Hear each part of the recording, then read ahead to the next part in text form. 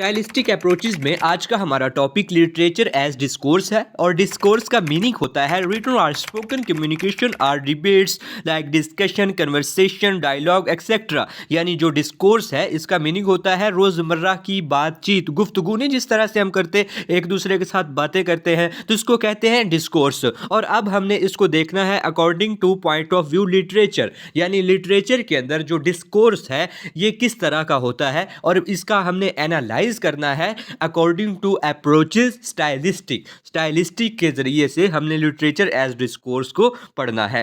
यानी मीन्स ये कि ये जो अप्रोचेस है लिटरेचर एज डिस्कोर्स ये फोकस करेगी सोशल एंड कल्चरल बिहेवियर के ऊपर। जो हमारा सोशल एंड कल्चरल कॉन्टेक्स्ट है मीन्स के सोशल और कल्चर लिटरेरी टेक्स्ट है उसको हमने इस अप्रोच के अंदर देखना है और हमने एग्जामाइन करना है इस सोशल कल्चरल कॉन्टेक्स्ट के रिफ्लेक्ट्स को, शेप्स को, वैल्यूज को, बिलीव्स को एंड डायलॉग्स को। यानी कि किस तरह से एक सोशल और कल्चरल टेक्स्ट के अंदर ये तमाम चीज़ें होती हैं इनको हमने एनालाइज करना है, इनको क्रिटिकली पॉइंट ऑफ व्यू से देखना है। मीन्स के यहाँ तक ये बात क्लियर हो गई कि हमने लिटरेचर एज डिस्कोर्स के अंदर अपनी डेली लाइफ कन्वर्सेशन को ही एनालाइज करना है, उसको क्रिटिकली देखना है। मीन्स के जो हमारे सोशल एंड कल्चरल हमारा टेक्स्ट है ना, हमारा लिटरेचर है जो हमारी रस्मों रवायात को बताता है, जो हमें बताता है कि हमारे नॉर्म्स क्या थे, हमारी उस तरह से फिर डेविएशन किस तरह से हुई, हमारे बिलीव्स क्या हैं, यानी अपने सोशल और कल्चरल बिहेवियर को समझना, इसको कहते हैं लिटरेचर एज डिस्कोर्स।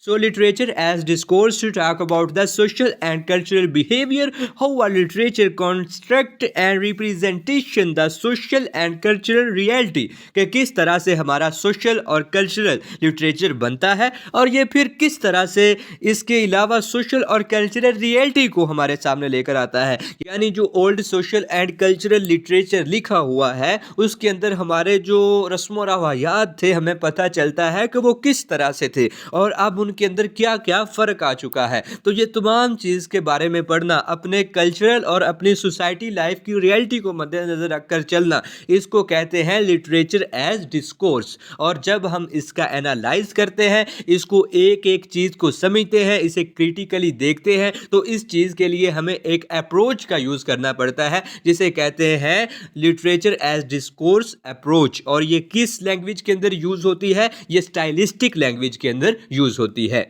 मान लीजिए कि एक सोशल एंड कल्चरल टेक्स्ट हमें दे दिया गया है और कहा गया है कि ज़रा इसको अप्रोचेस का यूज़ करते हुए क्रिटिकली देखें, इसको जज करें। तो सबसे पहले हमने उसके एक्सपेक्ट्स को देखना है, यानी कि उसके तमाम पहलू को डिस्कस करेंगे। सबसे पहले हम देखेंगे उसके जॉनरा को कि यानी ये किस किस्म का टेक्स्ट है जो हमें दिया गया है। सोशल एंड कल्चरल तो वो है ही, ये तो उसकी टाइप है, लेकिन फिर हम उसकी किस्म को समझेंगे, जॉनरा को समझेंगे। मीन्स ये कि ये कहीं पोइम है, नॉवल है, शॉर्ट स्टोरी है, नोवेला है, ये चीज़ क्या है, यानी इसका जॉनरा क्या है, सबसे पहले हम उसको समझेंगे। जब हमें पता चल जाएगा ना कि ये एक शॉर्ट स्टोरी है तो हमें इजीली शॉर्ट स्टोरी के सारे फंक्शंस का पता है कि इसके अंदर 6 से 7 कैरेक्टर्स होते हैं। शॉर्ट स्टोरी के अंदर जो वर्ड्स होते हैं यानी 6 से लेकर 10,000 तक वर्ड्स रह सकते हैं, तो ये हमें उसी वक्त चीज़ें समझ आ जाएंगी। अगर वो नॉवल होगा तो हमें पता चल जाएगा कि इसके अंदर 15 से 20 करैक्टर होंगे और इसकी लेंथ काफ़ी होगी। तो अगर वो नोवेला होगा तो हमें पता चल जाएगा कि नोवेला शॉर्टर देन होता है नॉवल से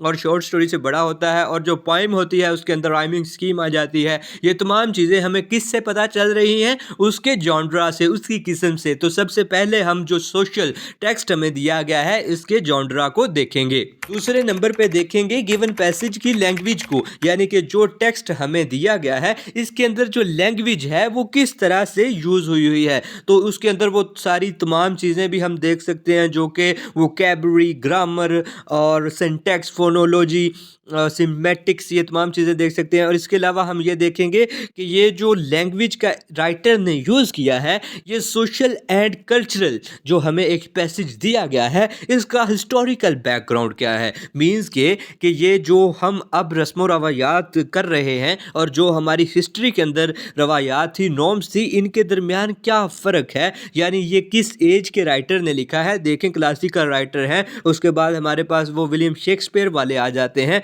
यूनिवर्सिटी विट्स आ जाते हैं। तो जिस तरह से with the passage of time गुजरता गया तो जो राइटर थे, ऑथर थे, उनका राइटिंग स्टाइल में भी चेंज आता गया। तो इसलिए हम उस लैंग्वेज को भी देखेंगे। देखिए शुरू के अंदर डार्क एजेस के अंदर ओल्ड इंग्लिश जो लैंग्वेज थी वो आज की लैंग्वेज से बड़ी मुख्तलिफ है। यानी जो अब हम लैंग्वेज ये इंग्लिश पढ़ रहे हैं और जो ओल्ड इंग्लिश लैंग्वेज है ये एक दूसरे से बड़ी मुख्तलिफ है। अगर वो लैंग्वेज हमें आज पढ़ने को दे दी जाए तो हमें समझ ही नहीं आनी। तो इस तरह से लैंग्वेज के अंदर भी डेवलपमेंट होती चली आई है। और दूसरे नंबर पे फिर हम इसकी लैंग्वेज को भी देखेंगे कि किस तरह की लैंग्वेज यूज़ की गई है और देन उस लैंग्वेज के फंक्शंस को पढ़ेंगे। थर्ड नंबर पे गिवन पैसेज के पॉइंट ऑफ व्यूज़ को देखेंगे। पॉइंट ऑफ व्यू समझते हैं ना, जो नरेशन यानी एक नरेटर बयान करने वाला होता है, first person point of view, second person point of view और third person point of view. इसको हमने बड़ी डिटेल के साथ डिस्कस किया हुआ है।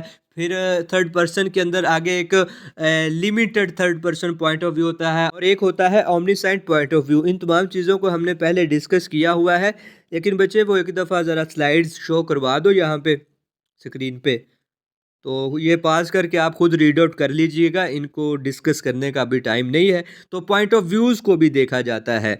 और नंबर पे गिवन पैसेज के कैरेक्टर डेवलपमेंट्स क्वालिटीज़ को भी समझा जाता है, यानी कैरेक्टर की डेवलपमेंट स्टोरी के अंदर किस तरह से हो रही है, या जो हमारे सोशल और कल्चरल बिहेवियर है उसके अंदर एक प्रोटैगनिस्ट पहले किस तरह से था, फिर कौन कौन सी उसके अंदर डेवलपमेंट हुई। यानी इस तरह से होता है ना, प्रोटैगनिस्ट स्टोरी के शुरू के अंदर वो बैड होता है, लेकिन फिर उसके साथ कुछ ऐसे वाक़यात होते हैं, फिर वो गुड हो जाता है, अच्छा बन जाता है, ऑनेस्ट हो जाता है। तो इसी तरह से कुछ प्रोटैगनिस्ट शुरू के अंदर भी नेक होते हैं और कुछ शुरू के अंदर भी नेगेटिव होते हैं। तो इस तरह जो करैक्टर डेवलपमेंट्स है, इससे हम जो राइटर है जो लिख रहा है उसके जो बायोग्राफी है, उसका जो लिखने का स्टाइल है, इससे राइटर की भी साइकी का हम अंदाज़ा लगा सकते हैं।